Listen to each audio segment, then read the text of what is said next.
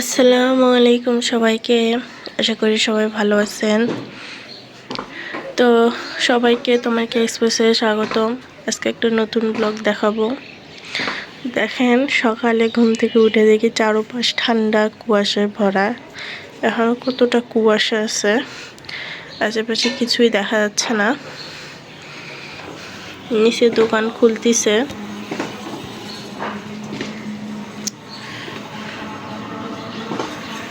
তো এখন রান্না করব, দেখি কি রান্না করা যায়। এখনো ভাবতে পারতেছি না যে কি রান্না করব।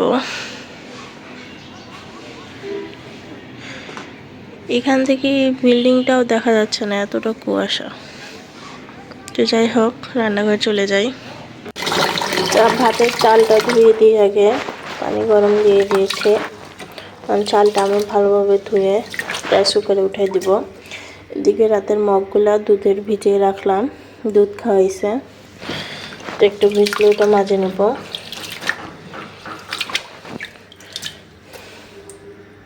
এখন আমি কচু ভাজি করতেছি। কি রান্না করব বুঝতে না পেরে মানে চাষিকে বললাম কি খাবে। তো মাংস ছিল, মাংস গরম করতে দিয়েছি আর কচু ভাজতেছি। এখানে বেগুন ভর্তা করবো, এর জন্য মরিচটা ডলে নিলাম আর বেগুন ওভেনে দিয়েছি। এই যে ওভেনে হচ্ছে। তো ভাতও হয়ে গেছে। যে রান্না শেষে খাবার দিলাম, বেগুন ভর্তার মিষ্টি কুমড়া ভাজি, তার সাথে যে মাংস। আইমানের চাচুও চলে যাচ্ছে।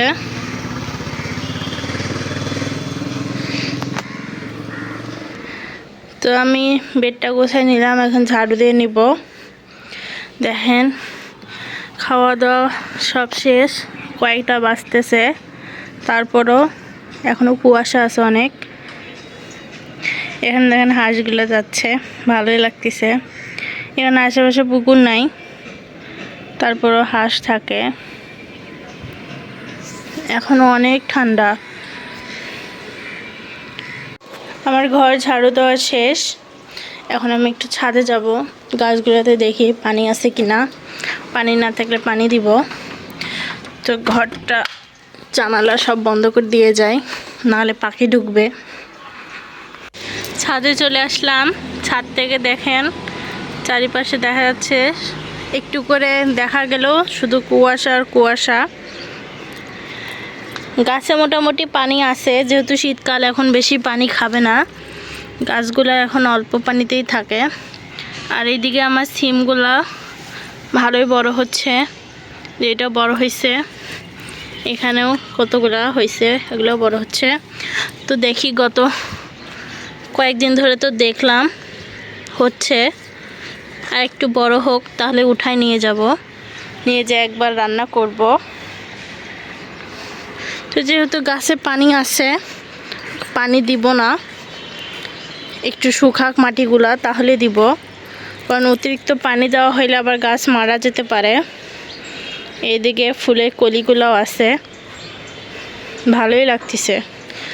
কলিগুলো সব ফুল ফুটে গেলে ভালো লাগবে।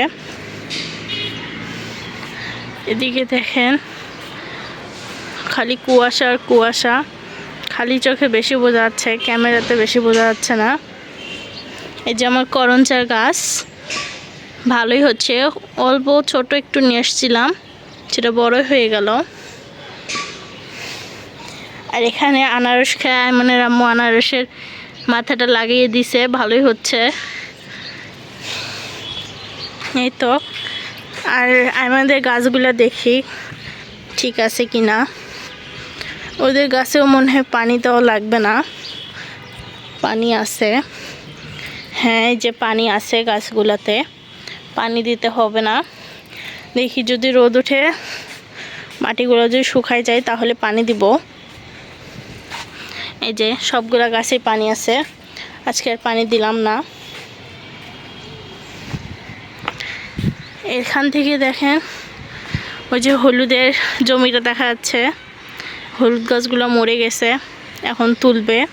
হলুদ গাছ মরে গেলে তবেই হলুদ ওঠানো হয়।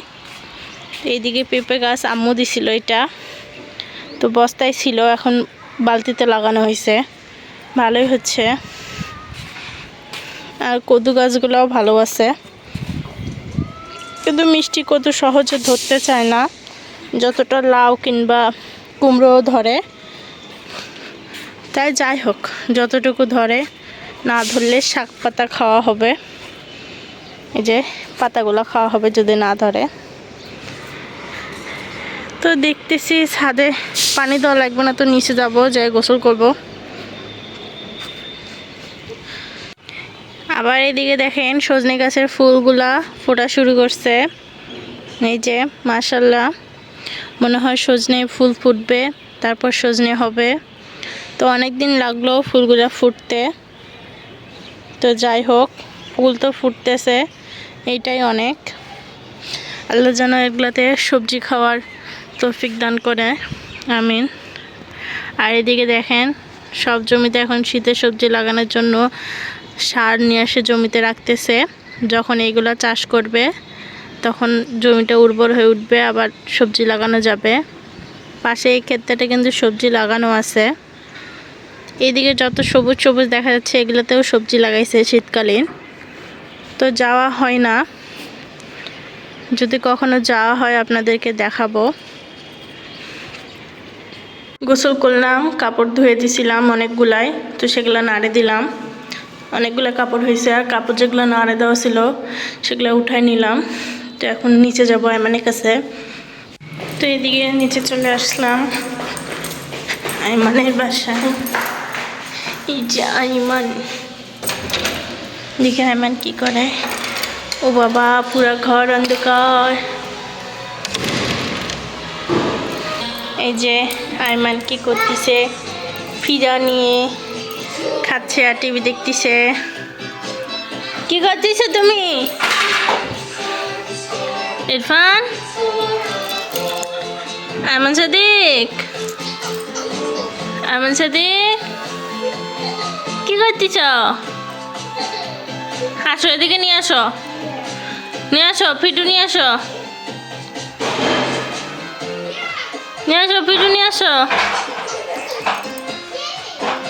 তো খেলা করতেছে, টিভি দেখতেছে, আবার সঙ্গে ফিডারও খাচ্ছে।